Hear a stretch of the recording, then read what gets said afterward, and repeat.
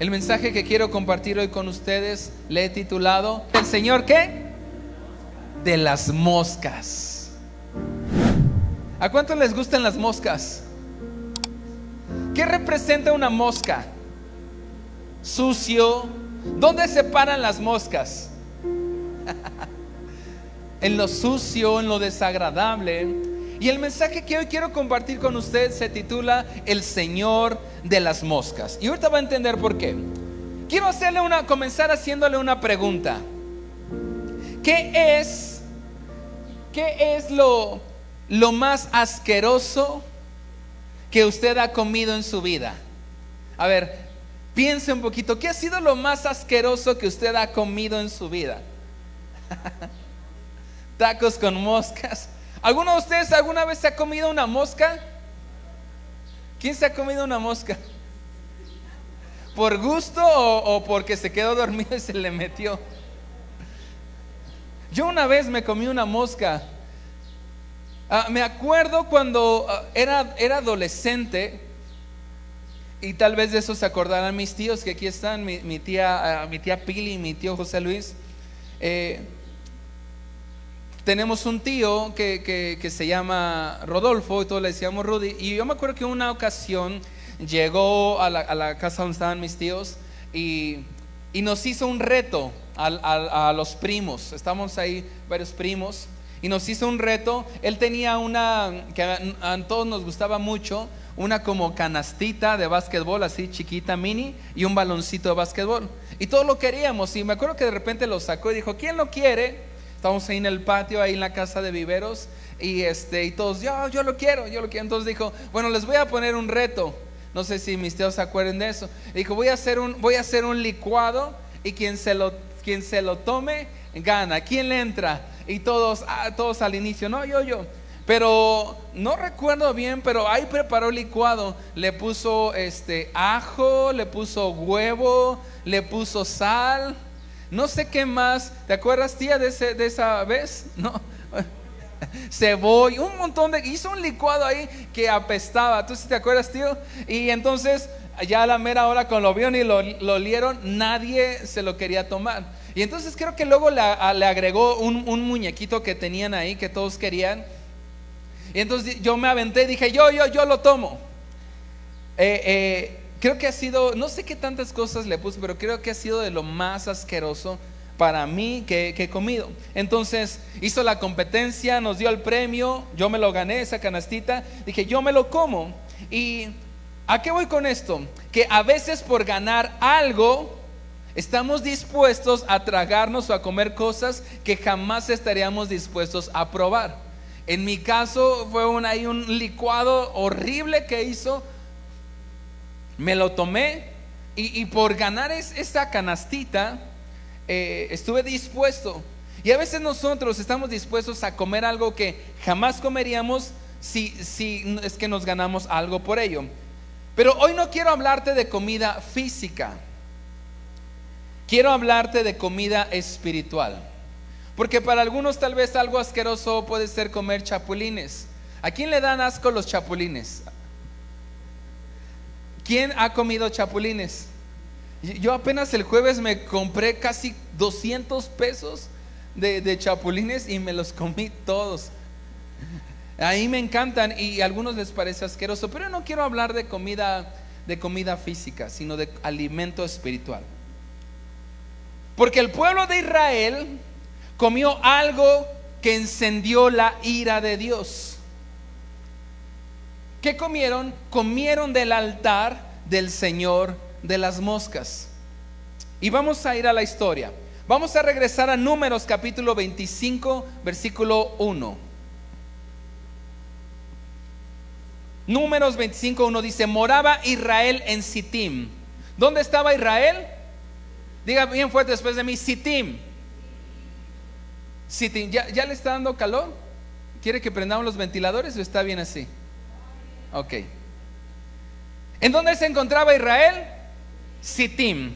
En el lugar que se llamaba Sittim, dice: y el pueblo empezó a fornicar con las hijas de Moab. Entonces, moraba Israel ¿en dónde? Sittim. ¿En dónde estaba? Ahora déjenme le explico. ¿Qué era Sittim? Sittim era un territorio enemigo. Para este momento de la historia, el pueblo de Israel seguía vagando todavía. Estaba ya al final de terminar para acceder a la tierra prometida. Pero Sittim era territorio enemigo. Todavía no había llegado, estaba todavía en esa peregrinación para llegar a la tierra prometida. La tierra donde dice las escrituras, donde iba a fluir leche y miel. Sittim era la frontera. Era casi como estar ahí en Ciudad Juárez para llegar al Paso, Texas. La frontera para cruzar a la tierra prometida. Era la última parada antes de cruzar el Jordán, antes de acceder a la tierra prometida, la tierra que habían esperado tantos años. Y aquí hay un principio espiritual que le quiero compartir, porque en ese lugar tuvieron una caída terrible, tuvieron una muerte. Si prestaron atención cuando leímos hace rato, murieron 24,000 personas por una caída que tuvieron. Y aquí hay un principio espiritual que podemos aprender. Muchas caídas ocurren en tu vida, en tu matrimonio, cuando estamos cerca del cumplimiento de la promesa de Dios. Cuando tú estás cerca del cumplimiento de la promesa de Dios, muchas caídas pueden ocurrir. Cuando ya casi te casas, cuando ya casi te gradúas, cuando ya casi alcanzas tu llamado, cuando ya casi cruzas el Jordán, el enemigo ataca con mucha fuerza cuando estás en la antesala del milagro. Sittim era la antesala para llegar a la tierra prometida, pero en ese lugar se estancaron y no solamente se estancaron, sino tuvieron una grave caída. Y la estrategia para hacer caer al pueblo de Israel en esa ocasión no fue una guerra, fue una seducción. Nos dice las escrituras no dice que Moab atacó a Israel, dice que los invitaron. Vamos a regresar a Números, capítulo 1, dice: moraba Israel en Sittim, y el pueblo empezó a fornicar con las hijas de Moab, las cuales invitaban al pueblo a los sacrificios de sus dioses. Y el pueblo comió. Aquí viene que vamos a ver qué fue lo que comió. Y el pueblo comió y se inclinó a sus dioses. Así acudió el pueblo a Baal Peor, y el furor de Jehová se encendió contra Israel. Entonces Sittim es la antesala para la tierra prometida. Estaban listos para obtener el milagro de Dios, y Satanás lo sabe, y en esta ocasión no le hacen una guerra, sino hay una seducción. Dice que los invitaron a comer y a participar de los sacrificios a un ídolo que Moab tenía, que se llamaba Baal Peor. Dice también que las mujeres moabitas sedujeron a los hombres de Israel, invitaron a los sacrificios y los llevaron a sus templos. El proceso fue el siguiente para hacer caer a Israel: fornicación, invitación, comida e idolatría. Y siempre el pecado tiene escalones. Nadie cae así de golpe. Poco a poco se va deslizando. Pero ¿quién era Baal Peor? Si tienen ahí la imagen de una de las que les mandé, ¿quién era Baal Peor? ¿Y por qué se enfureció tanto? Ahí hay una imagen. También había otra imagen que más o menos ejemplificaba algo de las fiestas que se hacían a Baal Peor. ¿Quién era Baal Peor?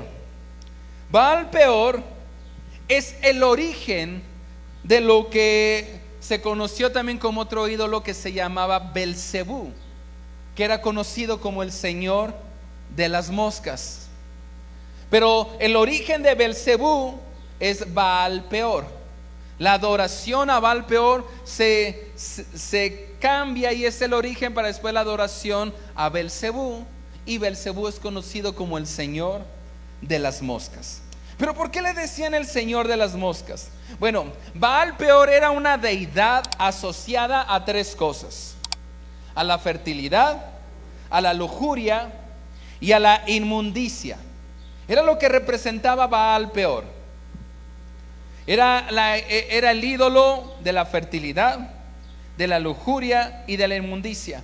Ahora, su adoración, y eso lo practicaban los de Moab, los moabitas.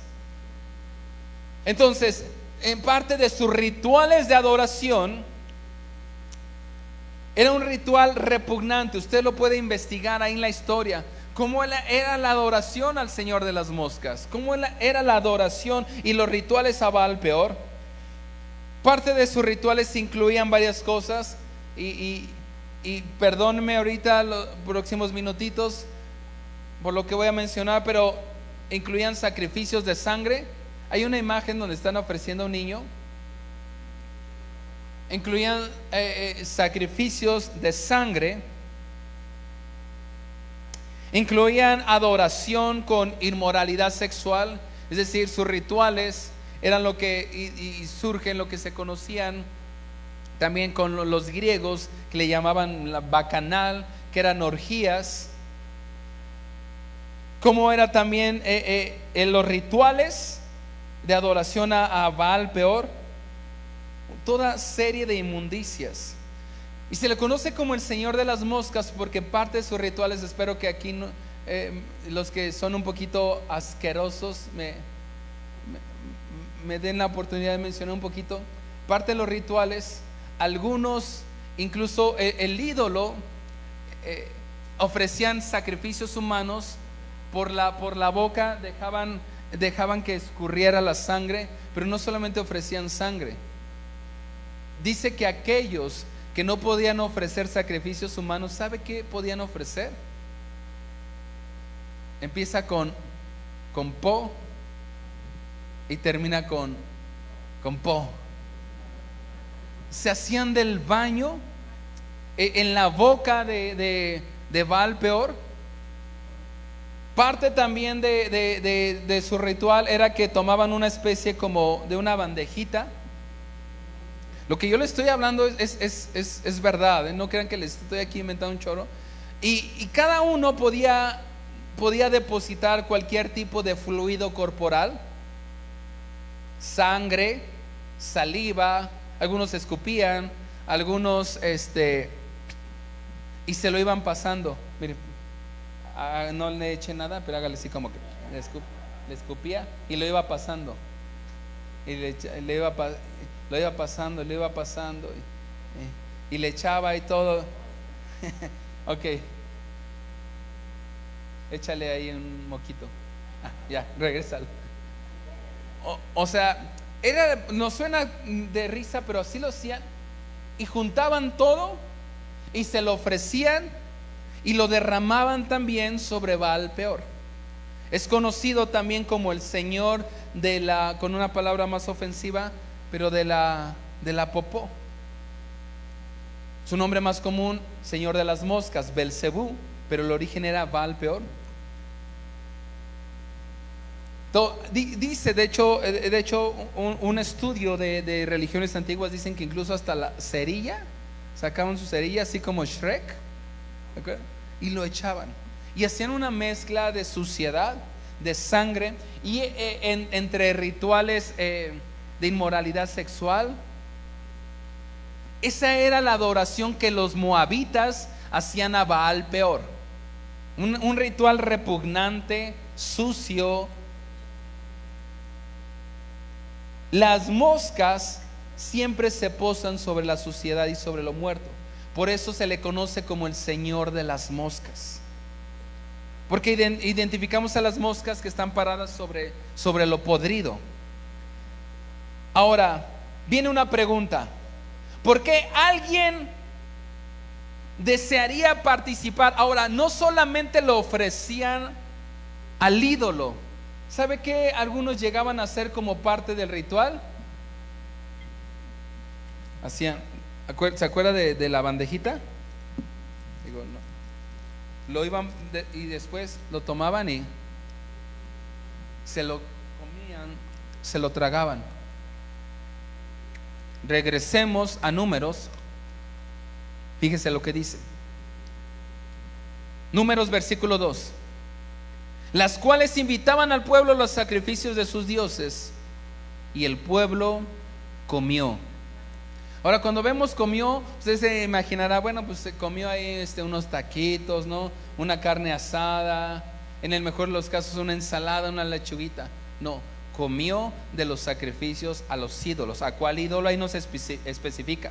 Dice, así acudió el pueblo a Baal Peor. Ahora, ¿qué dice el Salmo 23 versículo 5? Que Él adereza mesa delante de nosotros, nos ofrece un banquete. Ahora, aquí la pregunta es, ¿por qué alguien cambiaría la mesa de Dios por la mesa de Baal Peor? Dice la Biblia que Él prepara una mesa limpia para sus hijos. El pecado te ofrece una mesa contaminada. Una mesa contaminada. Y dice Números 25 versículo 3, dice, así acudió el pueblo a Baal Peor, y el furor de Jehová se encendió contra Israel. El furor de Jehová se encendió contra Israel. Y seguimos leyendo. Dice, Jehová dijo a Moisés, toma ahora los príncipes del pueblo y ahórcalos ante Jehová delante del sol. Y parece ser una medida muy drástica. ¿Por qué? Por lo que estaban haciendo. Dice, ahórcalos delante de Jehová, y el ardor de la ira de Jehová se apartará. Entonces Moisés dijo a los jueces de Israel, matad cada uno aquellos de nosotros que se han juntado con Baal Peor. Era una abominación que estaban haciendo. Estaban en Sitim. Era la frontera para llegar a la tierra prometida, pero ahí el enemigo no les hizo una guerra, sino los sedujo a tal grado que terminan participando y comiendo de las ofrendas y de los rituales al Señor de las moscas, a Baal Peor, que después es el origen de Belcebú, conocido como el Señor de las moscas. Y hay una mortandad. Dice que en ese día murieron 24,000. Versículo 8 dice, y murieron en aquella mortandad 24,000. Mira, el pecado personal siempre trae consecuencias colectivas. Es decir, que si yo como padre cometo pecado, no solamente me va a afectar a mí, va a afectar a mis hijos, va a afectar a mi pareja, va a afectar. O sea, el pecado personal trae consecuencias colectivas. No solo será una aventura. En esta ocasión no solamente fue una aventura de algunos cuantos, hubo una contaminación nacional en todo Israel. Y hoy sucede lo mismo. Pecados que nosotros toleramos en casa, no solamente nos van a afectar a nosotros, van a afectar a muchos. El pecado tolerado en el liderazgo, pecado tolerado dentro de la iglesia, afecta. Ahora, hay la actitud de una pareja totalmente descarada, porque en medio del juicio que está trayendo el Señor por haber participado de esto, fíjese en el versículo 5 dice, entonces Moisés dijo a los jueces de Israel, matad cada uno aquellos de los de nosotros que se han juntado con Baal Peor. Y he aquí, un varón de los hijos de Israel vino y trajo una madianita a sus hermanos a ojos de Moisés y de toda la congregación de los hijos de Israel, mientras lloraban ellos a la puerta del tabernáculo de reunión. Dicho que no hicieran, les había dicho que podían casarse, pero entre ellos mismos, que no se casaran ni se juntaran con gente de Moab ni con gente de Madián, pero ellos no hicieron caso. Y el Señor le está diciendo, no está bien lo que están haciendo, no está bien lo que están haciendo. Y muchas veces nosotros creemos que la Biblia, las Escrituras es un libro que tiene algunos pensamientos bonitos, que tiene algunos consejos chidos, ¿no? Pero cuando vemos algunas cosas que el Señor dice en la Biblia no está bien, los vemos como solamente una sugerencia. Y entonces en medio de esa mortandad, de ese juicio, un joven descarado dice, trae una madianita y la trae no solamente para él, sino la trae para sus hermanos. Y obviamente, como por ahí alguien dijera, si alguien te invita al oscurito, no va a ser para enseñarte un corito. Y se mete a la tienda, el descaro total. En medio del juicio, un joven entra con una madianita. Fíjate que no se esconde, no le importa, y eso es grave. ¿Por qué? Porque es cuando el pecado ya no te avergüenza, cuando el pecado se publica así abiertamente, se presume. Ya tal vez anteriormente te avergonzaba y lo hacías así escondidito, pero dices, bueno, ya no me avergüenza. Y no solamente no te, sino públicamente lo publicas en tus redes, se presume como si fuera algo digno de aplaudirse. Cuando eso ocurre en la vida de nosotros o de alguien, indica que el corazón se endureció. Y muchos hoy publican su rebeldía abiertamente en las redes sociales, en lo que publican, presumen su inmoralidad, celebran su desobediencia, y eso es como participar y comer del altar de Baal Peor. Pero hay un hombre que se llama Fines, y está en el versículo 7. Dice, y lo vio Fines.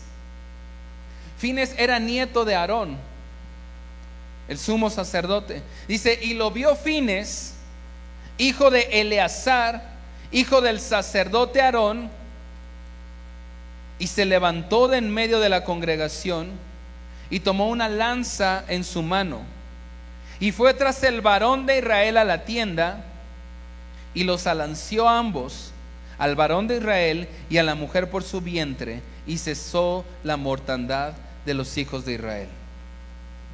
Fines, un hombre que se levantó, hizo varias cosas. Número uno, ¿qué hizo Fines? Dice que Fines lo vio. Fines lo vio. O sea, no fue indiferente. Dijo, aquí está pasando algo que no está bien. Y entonces, ¿qué hizo Fines? Lo vio lo que hizo ese joven. Y él no dijo, bueno, pues cada quien, ¿no? Pues ya él sabrá. Dice que lo vio y no fue indiferente. Aquí puede venir un consejo para nosotros que somos padres. Cuando estamos viendo cosas que no están bien en nuestros hijos, no seamos indiferentes a ello. Dice que Fines lo vio y no dijo, bueno, pues ya él sabrá. Que él tome sus propias decisiones, que él elija el camino o el rumbo por el que quiera andar. Fíjese que estábamos viendo una entrevista, mi esposa y yo, en la semana, una reportera que entrevista a gente que está en la cárcel, y estaban entrevistando a un secuestrador.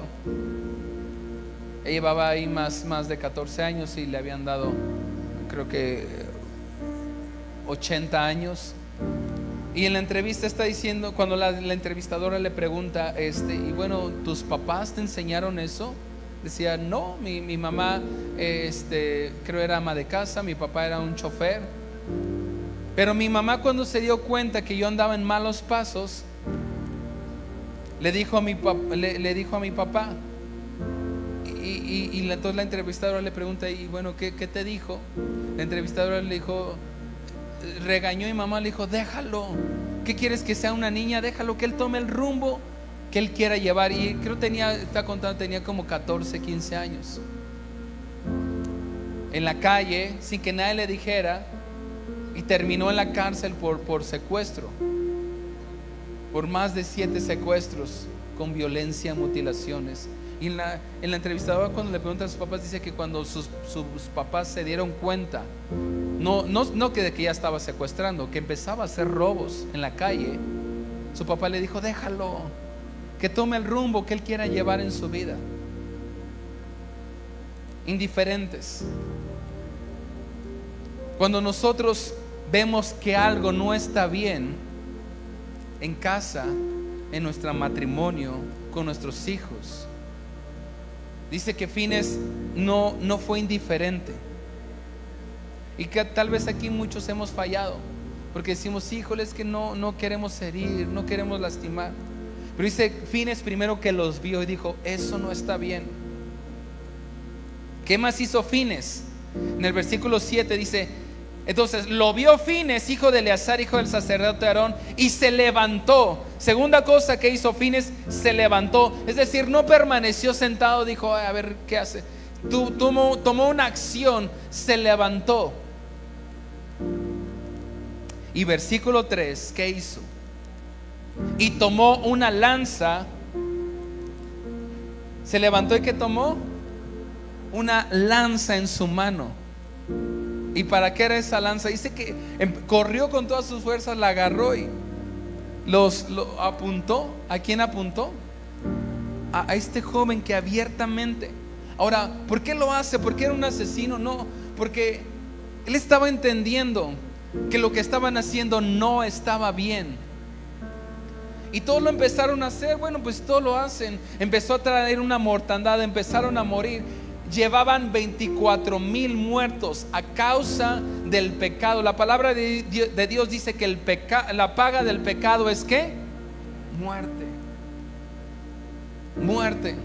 Y entonces él dice, no puede ser que algunos están arrepintiéndose, llorando, esforzándose, y este descarado ni siquiera lo hace oculto, sino abiertamente. Están unos orando y él abiertamente muy feliz con la madianita entrando para fornicar con una madianita, abiertamente publicando su rebeldía. Entonces Fines se llena de celo por el Señor, toma una lanza, es hecha a correr entre la tienda y ahí le va y dice que los atravesó a los dos, al hombre y a la mujer. Fíjese, es lo que dice versículo 8: y fue tras el varón de Israel a la tienda y los alanceó a ambos, al varón de Israel y a la mujer por su vientre, y cesó en ese momento la mortandad de los hijos de Israel. Versículo 9: murieron de aquella mortandad 24,000. El pecado personal trae consecuencias colectivas. Unos cuantos habían pecado. ¿Cuántos llevaban muertos? 24,000. Fíjate que Fines no solamente habló y les dijo, muchachos, ya les dije, hay de ustedes, ustedes saben. ¿No? ¿Qué hace? Toma la lanza y parece ser una actitud muy descabellada. La lanza atravesó el pecado y la mortandad cesó. Y aquí hay un principio poderoso que podemos aprender. Una persona radical puede detener una generación que está yendo en decadencia. En medio de una generación que está yendo en decadencia, cosas a veces que nosotros, ¿sabía usted? Todos los chicos lo saben, a lo mejor ustedes no lo saben, y tengamos cuidado que alguno de nuestros chicos no quiera hacer eso. ¿Sabía usted que hay una tribu que le llaman los Terian? ¿Alguien ha oído hablar de eso? Yo estoy seguro que casi la mayoría de los chicos sí saben qué es eso. Si no, pregúntenle a sus hijos qué es eso. Son jóvenes, ya en la Ciudad de México. Ayer yo estaba viendo un video en una de las calles del centro por Bellas Artes, haciendo un espectáculo. Chicos que se creen perros, se creen zorros, se ponen máscaras, se pintan, se ponen cola y andan haciendo ahí saltos y espectáculo, y les aplauden, y uno ve y dice, ¿qué es esa locura? ¿Qué es esa? ¿Qué pensaría usted, mi hermano Agustín, que de repente viera a César con una máscara de perro y ahí saltando como perrito y todos aplaudiéndole? ¿Qué es eso, no? O de repente ahí, ¿no? Natán con una máscara de zorro y haciendo ahí bromitas y pidiendo que le den de comer en un platito. Dije, ¿qué estás haciendo? Yo me acuerdo, yo tenía una mamá que era muy radical. Me acuerdo que tenía como 10 años. Mi mamá me había enseñado que no participara de las obras de Halloween. Pero pues a mí me llamó la atención. Entonces aproveché una vez que no estaba mi mamá, había salido, y pues los vecinitos todos estaban pintando, disfrazando, maquillándose. y yo pedí que también me maquillara. Me acuerdo que me maquillaron, puse y hasta me regalaron ahí una calaverita. Y andaba ahí en la calle, ¿no? Nunca lo había hecho yo en mi vida. Y estaba ahí y iba caminando de aquí entre el cotorreo. Tenía como 10 años. Me habían puesto una máscara, un traje y todo. Y iba caminando y de repente en una de las calles que veo caminando a mi mamá hacia mí. Dije, mi mamá era de esas fines que agarraban la lanza. Y entonces dije, no puede ser. ¿Qué hago? Se me ocurre acercarme a ella. Me acerco a ella. Mi mamá no me reconoció. Me dice, no tengo hijo para darte. Le digo, mamá, soy Paquito, ¿no? Y entonces que mi mamá se pone a llorar. Y yo creo que me agarra, no sé si de las orejas, me lleva a la casa, me arranca la ropa, me quita todo el maquillaje, la máscara, y todo está llore y diciéndome ¿por qué estaba haciendo eso? Y me acuerdo que le pedí perdón, me llevó que oráramos. Y esas actitudes que algunas veces podemos pensar, bueno, ves que muy arrebatado, ¿no? A mí me enseñaron a amar al Señor, a buscar la santidad, y me equivoqué un montón de veces. Recuerdo que una vez veníamos, yo le mentí a mi mamá, y aquí yo me confieso delante de ustedes, porque yo le mentí a mi mamá a los 13 años. Yo le decía que me iba a quedar a la casa de un amiguito. El papá de mi amiguito le llamaba a mi mamá, sí, aquí van a estar, pero el papá ni estaba. El papá se emborrachaba y nos íbamos. Teníamos una banda, ya lo hemos tocado, lo he platicado, teníamos una banda, tocábamos y empecé a entrar a la edad de 13 años a fumar, a tomar. Me acuerdo que una vez sí regresé a la casa y pues las mamás ya nos conocen bien, ¿no? Entré yo así todo, me acuerdo que entré así todo agachado, luego entré a lavarme los dientes, pues para no oler, ¿no? Y me cacha ahí estando en el baño como para lavarme los dientes y me dice, a ver, mírame. Pues yo no la quería mirar porque tenía los ojos así como medio de marihuano y o sea, mal, y tenía 13 años. Y me dice, mírame, a ver, sóplame. Híjole, y que me da un cachetadón. Y ya no estaba tan pequeñito como aquella vez que me había disfrazado y pedimos perdón. Me enojé y me decía, tú no vas a hacer eso y tú vas a hacer. Y ella siempre declaraba sobre mí aunque veía lo peor de mí. Pero ¿a qué voy con todo eso? Que mi mamá era una de estas, una fines, que cuando veía algo que no estaba bien no se callaba y me lo decía y se aseguraba a que yo pudiera entender. Y una persona radical puede tener una generación en decadencia. Y cuando hace esto fines, dice el Señor, he apartado mi furor a causa de él. Vamos a leerlo. Versículo 10. Entonces Jehová habló a Moisés diciendo, Fines, hijo de Eleazar, hijo del sacerdote Aarón, ha hecho apartar mi furor de los hijos de Israel, llevado de celo entre ellos, por lo cual yo no he consumido mi celo a los hijos de Israel. Es decir, que por un hombre que se atrevió a decir esto no está bien y a frenar, a atravesar el pecado, Dios dice, ahora he apartado mi ira a causa de él. Y esto me recuerda también una historia que está en Nehemías. Si me acompaña a Nehemías capítulo 13.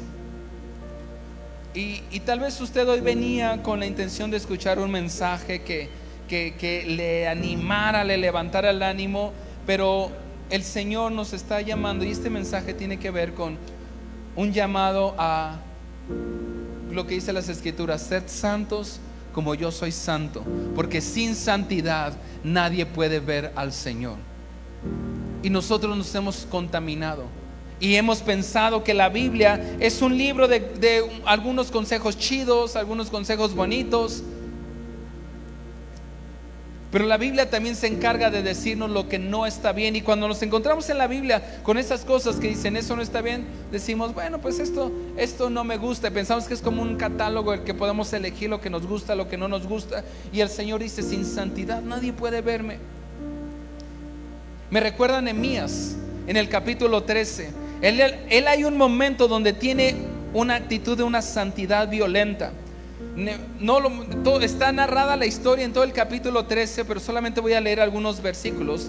Nehemías 13:6 dice, mas a todo esto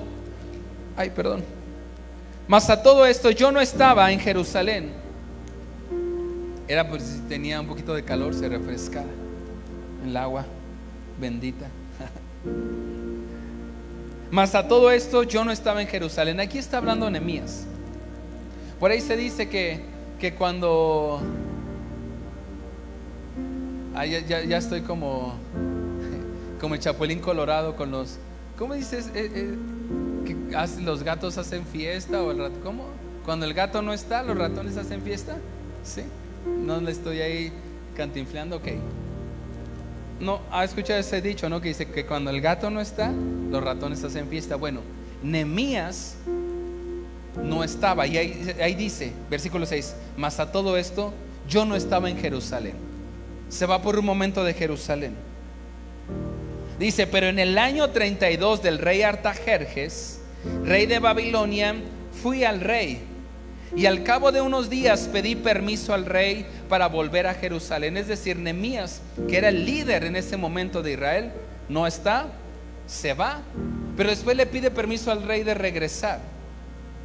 Dice, y entonces supe del mal que había hecho Eliasib por consideración a Tobías, haciendo para él una cámara o una recámara en los atrios de la casa de Dios. Ahora fíjate, Tobías era un enemigo de Israel y convence a Eliasib de que no solamente hagan las paces, sino que Eliasib, siendo uno de los sacerdotes, le haga un cuartito dentro del templo de Dios a Tobías, que era uno de los enemigos, uno de los que constantemente se burlaban y querían que frenaran la construcción del templo. Versículo 8 dice, y me dolió, está diciendo Nehemías, me dolió en gran manera. O sea, regresa Nehemías y es como si aquí de repente yo les dijera, bueno, me voy a ir un tiempo, mi esposa y yo, mi familia, nos vamos a ir. Y de repente Uli,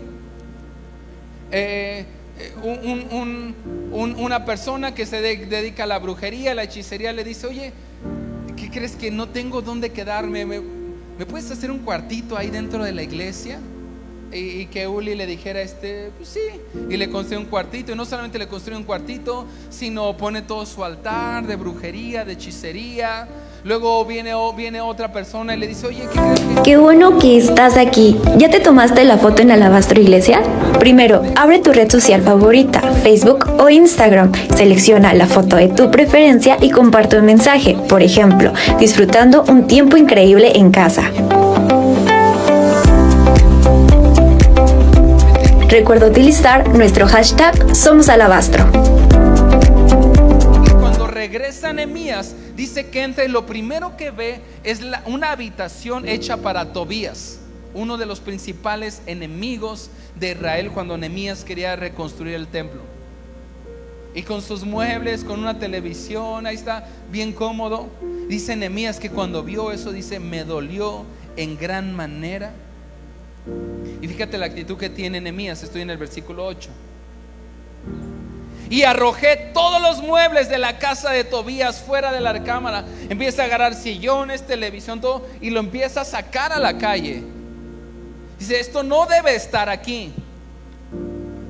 Y dije que limpiasen las cámaras e hicieran volver allí los utensilios de la casa de Dios y las ofrendas y el incienso. Es decir que de repente empezó a decir, bueno, pues es que ya no quepo aquí. Y le dicen, mira, ¿qué te parece si quitamos la batería, el piano y todo eso? Y mejor aquí me haces mi casita para yo poder hacer aquí mi brujería y todo eso.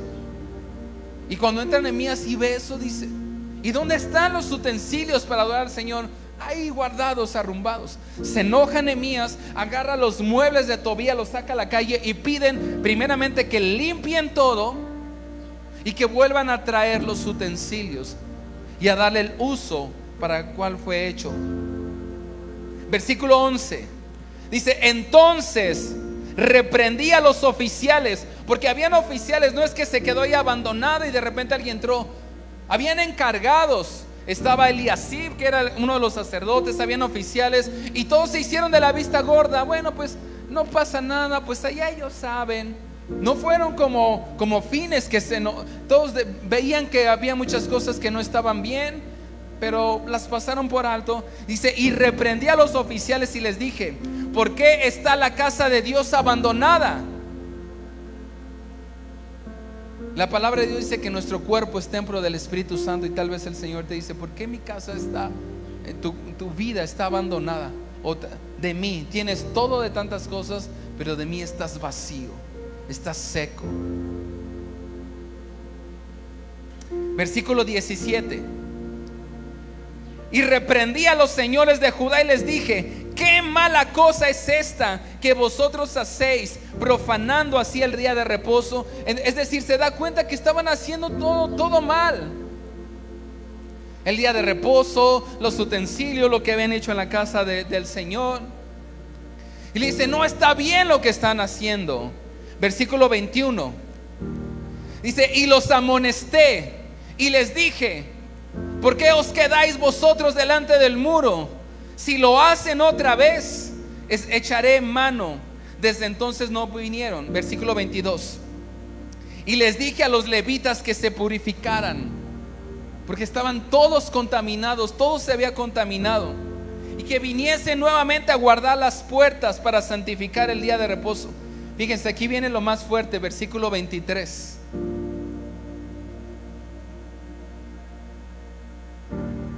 Vi asimismo en aquellos días a judíos que habían tomado mujeres de Asdod, amonitas y moabitas, muy similar a lo que muchos años antes había hecho otra vez el pueblo de Israel en Sittim.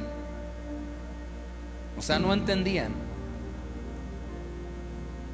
Dice: y la mitad de sus hijos, está hablando de los judíos, hablaban la lengua de Asdod, porque no sabían hablar judaico, no sabían ya hablar el lenguaje hebreo.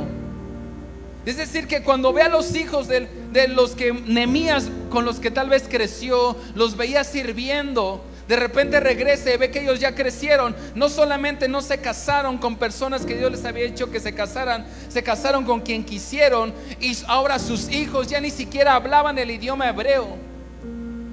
Dice, por eso se entristece tanto en su corazón Nehemías. Dice: la mitad de los hijos ya no hablaban el lenguaje judaico, el hebreo, sino que hablaban conforme a la lengua de cada pueblo. Y no solamente tenía que ver con el idioma, sino que habían adoptado todas las culturas que no eran las que ellos le habían enseñado.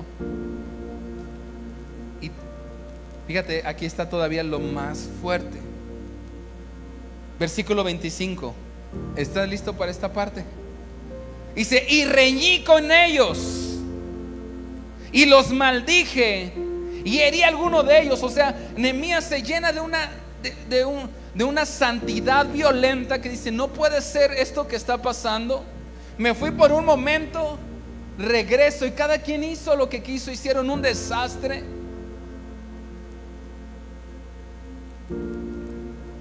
Y les arranqué los cabellos. ¿Te imaginas tan enojado que está? Que los agarra de los cabellos, que literalmente les arranca los cabellos de la cabeza.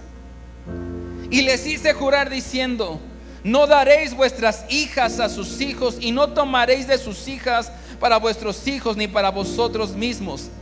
Versículo 26. ¿No pecó por esto Salomón, rey de Israel? Versículo 30. Los limpié de todo extranjero y puse otra vez sacerdotes y levitas por grupos, cada uno en su servicio. Y termina diciendo: acuérdate de mí, Dios mío, para bien. Una locura lo que hace Nehemías. una santidad violenta. Cuando ve lo que está pasando, dice primero que Nehemías se indignó, confrontó y arrancó cabellos. Y ¿qué me está queriendo decir, pastor? ¿Que tengo que andar ahí desgreñándome a mis hijos? ¿Qué dijo Jesús? Si tu ojo te es ocasión de caer, ¿qué dice? Sácalo. Si tu mano te es ocasión de caer, ¿qué? No, pastor, eso está muy heavy, ¿no? Está muy sádico. El problema no es que caigas o que caigamos. El problema es que abracemos lo que nos hace caer. Porque caemos y la palabra de Dios dice 7 veces cae el justo, pero ¿qué? Otra vez. El problema es cuando abrazamos, como lo veíamos en el mensaje de Babilonia. Lo que quiere hacer Satanás es que amemos el lugar de nuestro cautiverio. El problema no es que caigas, es que abraces lo que te está haciendo caer. Vicios, pornografía, adulterio, fornicación te está trayendo tantos problemas, y en vez de arrancarlo de tu vida, lo abrazas, lo abrazamos. Y es un llamado para santificarnos. Dice aquí Nehemías: los limpié.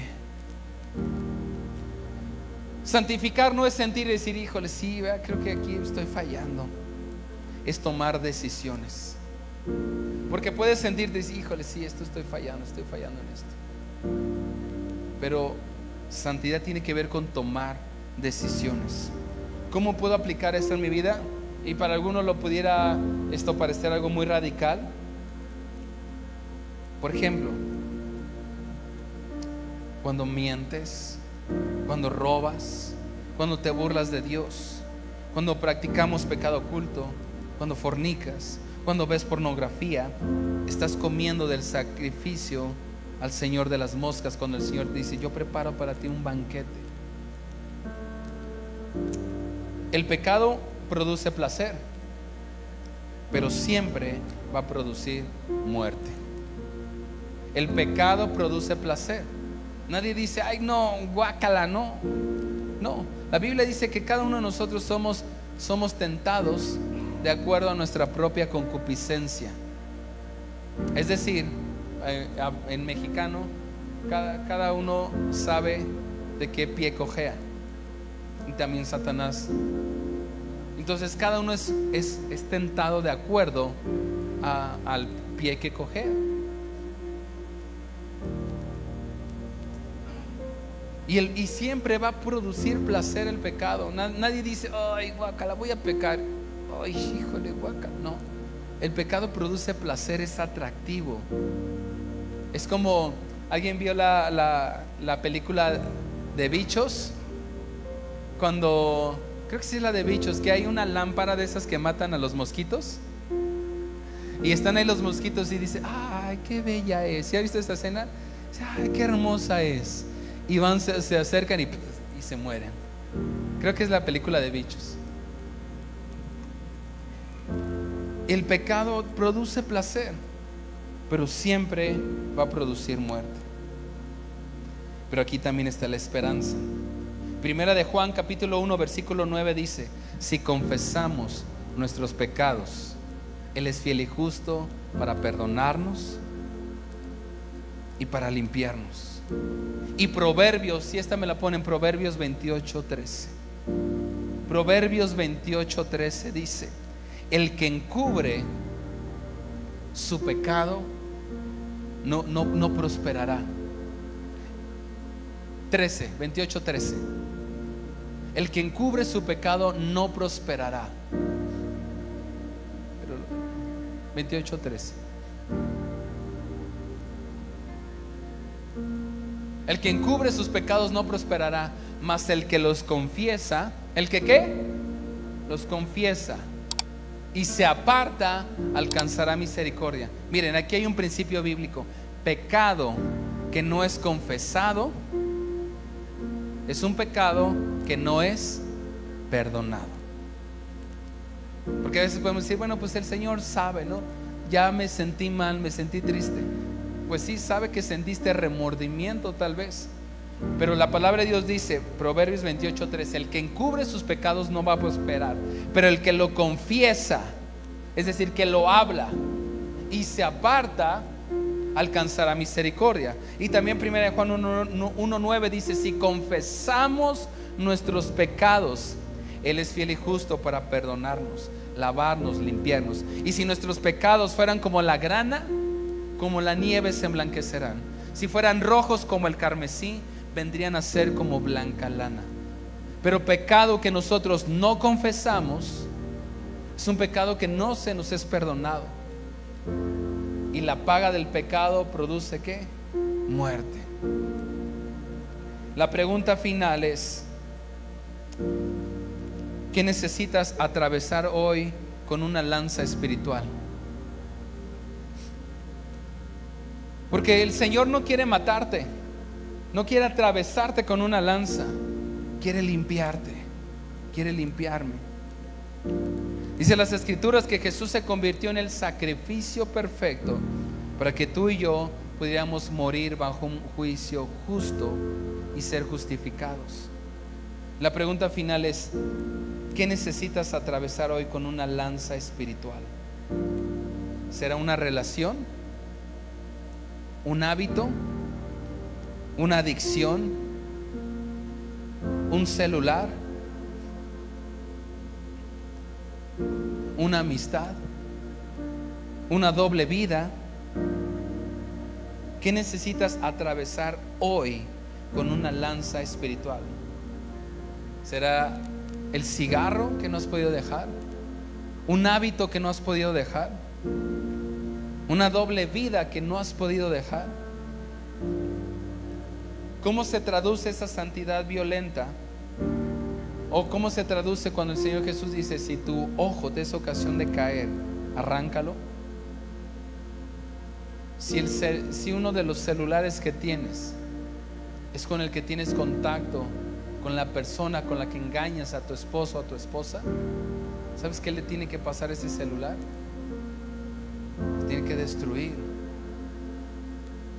Si hay algo, antes en mis tiempos cuando era joven, tal vez era una computadora esas grandes, pero si algo te hace caer en el pecado, la pornografía, es arráncalo, sácalo. Como Nehemías arrancó los cabellos, sacó a patadas a Tobías y todos los muebles. Y como padres también tomemos esa responsabilidad, a que si tenemos que tomar esas decisiones con nuestros hijos, lo hagamos. Repito, nosotros tomamos una decisión como padres al ver cosas preocupantes, el decir, y es una decisión personal, no es que usted lo tiene que hacer, pero decir, un día llegamos de un retiro de pastores, llegamos, me enteré de unas cosas que estaban sucediendo en la secundaria donde estaba estudiando mi hija. Y le dije, mi hija no va más a esa escuela. El lunes vamos a darla de baja. No te estoy diciendo que tú tienes que hacer eso, es una convicción personal. Y cuando hemos visto situaciones, no es que seamos perfectos, pero a lo que voy es que como padres tenemos esa responsabilidad de que si vemos que algo no está bien, eso se saca. Y hace unos días dijimos, no hay dispositivos, no hay iPads. Determinamos que nuestras hijas no tenían la edad ni la madurez para poderse enfrentar a eso. Celular, y quedó cerrado bajo llave. ¿A qué voy con todo esto? Sin santidad, dice la palabra de Dios, nadie puede ver al Señor. Y Dios está levantando hombres y mujeres que tengan celo por las cosas del Señor, que podamos tener reverencia, un temor santo, una santidad radical.